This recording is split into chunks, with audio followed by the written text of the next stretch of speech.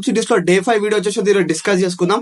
Let's go in to the video. ఈ రోజు వచ్చేసి అయితే మన కాన్సెప్ట్ లైక్ కమిట్ ఇంకా పుష్ వచ్చేసి లైక్ మనం VS కోడ్ యూజ్ చేసుకొని గిటబ్ లోకి అసలు ఎలా పుష్ చేయాలి, ఒక కమాండ్స్ వచ్చేసి మీకు ఈరోజు సింపుల్ గా అయితే ఎక్స్ప్లెయిన్ చేస్తాను. వీడియో అయితే డిస్ప్లే చేస్తాం guys, చూడండి.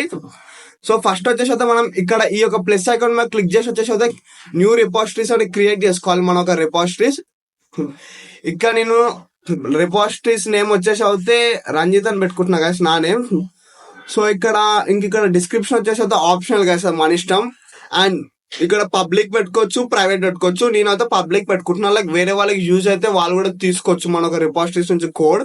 అండ్ ఇక్కడ వచ్చేసి అయితే నేను క్రియేట్ రిపోజిటరీస్ అని పెట్టేసిన guys.